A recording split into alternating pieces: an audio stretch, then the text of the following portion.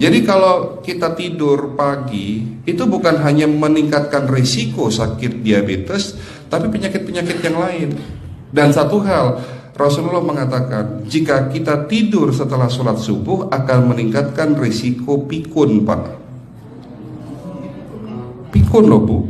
Ya, Pak. Gampang pikun. Lah kalau kita sholat subuh menjelang maghrib setelah asar, apa yang terjadi? Islam melarang, kita dilarang oleh Nabi kita tidur menjelang maghrib, betul? Bukan karena nanti ketindihan setan, bukan ya. Secara medis diketahui bahwa orang yang kebiasaan tidur antara asar sampai maghrib itu akan menurunnya daya tahan tubuh. Jadi gampang sakit infeksi, Pak, kalau Bapak tidur menjelang maghrib. Kalau sekali lagi setelah sholat subuh gampang pikun, aliran darah ke otak itu tersumbat, ya, jadi stroke penyakitnya. Tapi kalau tidur setelah asar sebelum maghrib, itu daya tahan tubuh kita akan menurun. Jadi gitu ya jawabannya, Bu. Justru ini yang paling penting, materi terakhir ini 6 langkah praktis. Ya, Bapak bisa lakukan di rumah mulai hari ini.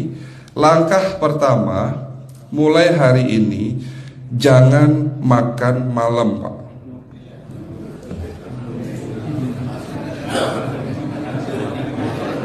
Ya, ala bisa karena biasa. Memang awalnya sulit, yang sudah kebiasaan makan malam itu sulit. Alasannya nanti nggak bisa tidur, Dok, betul ya? Nanti perutnya kembung, mual dan sebagainya. Itu karena kebiasaan. Dulu pun saya begitu. Tapi kalau sekali-sekali boleh, Pak. Misalnya diundang hajatan gitu, tetangga ada yang kawinan, hajatan, ya enggak apa-apa, menghargai itu makan malam. Tapi sekali-sekali itu. Tapi kalau tiap hari ini yang enggak boleh. Betul ya, Pak? Jangan makan berlebihan dan jangan makan malam. Makan sate boleh nggak, Pak? Boleh, siapa bilang nggak boleh? Sate itu, Bapak tahu daging kambing. Daging kambing, daging domba adalah makanan sehat, tidak berkolesterol. Yang kolesterol itu lemaknya, Pak. Tapi kalau Bapak makan daging murni, dagingnya tok, ya sehat, Pak. Yang nggak boleh itu santannya. Jadi makan gulai itu jangan, kalau gulai sate aja udah. Ya, ataupun dibuat apalah, dibuat empal. Ya. Oke, itu yang pertama. Yang kedua, tolong catat. Jangan tidur larut malam, Pak. Batasan tidur jam berapa, Pak? Jam 11 paling telat. Harus sudah tidur. Kenapa? Apa penjelasan medisnya? Orang yang tidur di atas jam 11 akan terganggu fungsi livernya, Pak. Dimana liver kita ini fungsinya banyak. Ya, ada 500 fungsi liver loh, Pak. Fungsi jantung ada berapa, Pak? Fungsi jantung 1. Fungsi jantung tugasnya untuk mompa darah. Fungsi ginjal ada berapa? 2. Absorpsi dan filtrasi. Fungsi liver 500 fungsi. Jadi organ yang paling berat dalam tubuh kita kerjanya adalah liver. Liver akan rusak manakala kalau kita tidur di atas jam 11 malam. Berarti 500 fungsi liver bisa rusak, Pak. Ini salah satu penyebab diabetes. Bukan hanya kerusakan pankreas, tapi rusaknya liver bisa jadi penyakit diabetes, Pak. Jadi kalau sakit diabetes itu yang terganggu itu sebetulnya bukan hanya pankreasnya, livernya pun rusak, ususnya pun rusak. Makanya dalam pengobatan diabetes di klinik kami itu bukan hanya ngobatin pankreas, tapi 3 organ penting ini saya obati: usus, liver, dan pankreas. Kebanyakan kenapa? Kalau dalam pengobatan tradisional mereka tahunya diabetes itu hanya pankreas, ya kan? Tapi di sini dalam pengobatan holistik, orang yang kena liver itu 3 organ ini pasti rusak: usus, liver, dan pankreas. Salah satu penyebab dari kerusakan liver akibat kebiasaan tidur larut malam. Jadi salah satu penyebab diabetes pun bisa karena tidur larut malam. Ya, batasan tidur jam berapa? Sekali lagi, jam 11 harus sudah tidur pulas. Jadi jam 10, setengah 11 paling lambat kita harus tidur pulas. Nanti setelah jam 1 boleh bangun. Yang penting jam 11 sampai jam 1 ini harus tidur pulas. Jadi kalau Bapak mau sholat tahajud jam 2, setengah 3 ya monggo. Ya. Oke, itu yang kedua. Yang ketiga, air putih Pak dijaga 2 liter sehari. Bagaimana cara minumnya yang baik?